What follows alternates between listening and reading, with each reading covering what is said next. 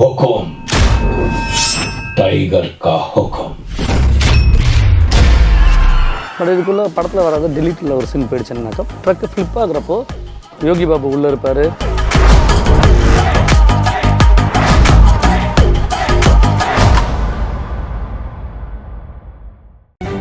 தோசை கருகி வீடு ஃபுல்லா ஒரே புகை. 24 மணி நேரமும் என்ன நினைப்புலதான் இருப்பான்னு ஒண்ணுமே தெரியல. எனக்கு ஒண்ணும் புரியல அண்ணி. குணா, ஏற்கனவே இவ மனசுடைஞ்சு போயிருக்கா. இவளை போட்டு நீ ரொம்ப திட்டாத. ஏன் இப்ப இவளுக்கு என்ன குறைச்ச? இவளுக்கு என்ன கேடு வந்துச்சு?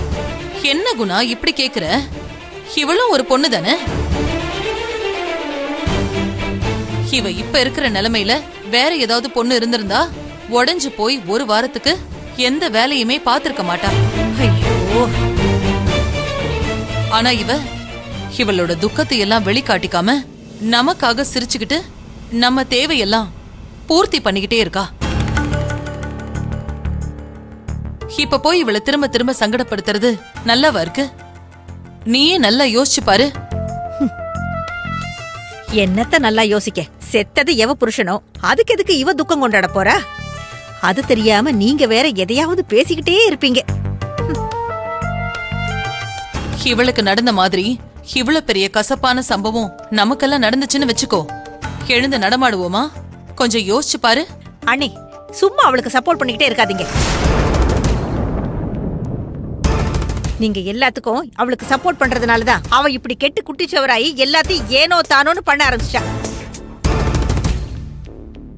இப்பெல்லாம் இவளுக்கு வர வர பயங்கிறதே இல்லாம போயிடுச்சு. குணா, அவளை ஒண்ணும் நான் கெடுக்கலாம் இல்ல.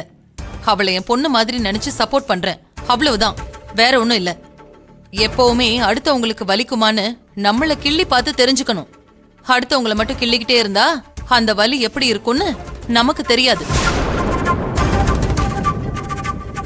அஞ்சலி, உனக்கு மனசு சரியில்லைன்னா நீ கோயிலுக்கு போயிட்டு வா. அதெல்லாம் ஒண்ணும் வேண்டாம் மேடம். சொன்னா புரிஞ்சுக்கோ அஞ்சலி. நீ எங்க கிட்ட வெளி காட்டிக்கலனாலும் உனக்குள்ள எவ்வளவு வலி இருக்கும்னு எனக்கு தெரியும்.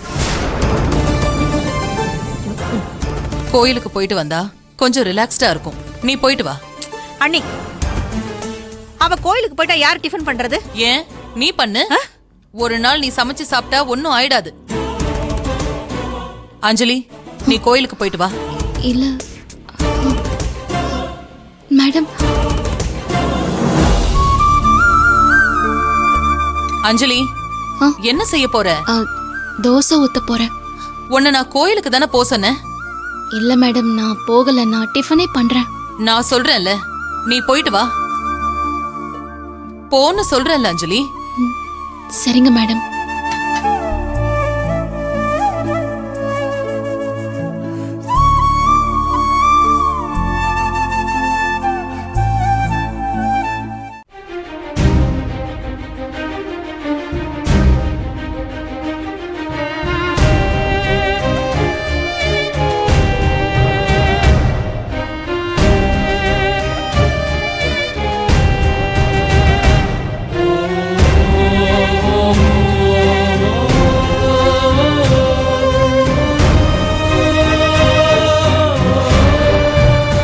சொல்லுப்பா தம்பி. ஹாய் சித்தி, எப்படி இருக்கீங்க? நான் அங்க இருக்கிறதெல்லாம் இருக்கட்டும், உன் குரல் ஏன் ஒரு மாதிரியா இருக்கு? ஏதோ டல்லா பேசுற மாதிரி இருக்கு. நான் ரொம்ப அப்செட்டா தான் இருக்கேன் சித்தி. என்னாச்சு அப்செட் ஆகுற அளவுக்கு? நீங்க கொஞ்சம் டைம் எடுத்துக்கோன்னு சொன்னீங்க. ஆனா நான் தான் அவசரப்பட்டு அஞ்சலி கிட்ட போய் ஐ லவ் யூன்னு சொல்லிட்டேன். என்ன ஐ லவ் யூ சொல்லிட்டியா? அதுக்கு அவ என்ன சொன்னா? அவங்க எதுவுமே சொல்லல. எதுவுமே சொல்லலையா? பலார்னு ஒரு ஆற என்ன அரைஞ்சிட்டாங்க. என்ன அரைஞ்சாளா? அவளுக்கு எவ்வளவு திமிரு இருக்கணும். சித்தி, அவங்க அரைஞ்சதுல என்ன தப்பு இருக்கு? தப்பு ஏன் மேலதான் சித்தி. அவங்க லைஃப்ல எவ்வளவு பெரிய டிராஜடி நடந்திருக்கு. இந்த சமயத்துல போய் நான் அப்படி சொன்னா அவங்களால எப்படி ஏத்துக்க முடியும்? அதான் என்ன அடிச்சிட்டாங்க. நீ அப்படி யோசிக்கிற? கட்டின பொண்டாட்டி கிட்ட என் புள்ள ஐ லவ் யூன்னு சொன்னதுக்கு அவ இதுக்காக அரையணும்னு எனக்கு கோவம் வருது. அஞ்சலிங்கிறதுனால அரைஞ்சதோட விட்டாங்க. ஆனா அவங்களோட இடத்துல வேற யாராவது ஒரு பொண்ணு இருந்திருந்தா இந்நேரம் என்னென்னமோ நடந்திருக்கும். ஆனா அவங்க பக்குவமான பொண்ணுங்கிறதுனால அதை அழகா அடிச்சு காமிச்சிட்டு போயிட்டாங்க. எனக்கு இப்போ என்ன வருத்தம்னா, இனி அவங்க கூட பேச முடியாது, நேருக்கு நேரா அவங்கள பார்க்கவும் முடியாது. ஏன் பார்க்க முடியாது பேச முடியாதுன்னு நீ ஏன் நினைச்சுக்கிட்டு இருக்க? இப்படி ஒண்ணு நடந்ததுக்கு அப்புறம் எந்த முகத்தை வச்சுக்கிட்டு சித்தி நான் அவங்கள பார்க்க முடியும், பேச முடியும்? அவளை உனக்கு பிடிச்சிருக்குல்ல, அவ கூட தான் வாழணும்னு நீ ஆசைப்படுறதானே? அப்போ அதுக்காக என்ன செய்யணுமோ அதை பத்தி யோசி. ஏன்னா அவ உன்னோட அஞ்சலி.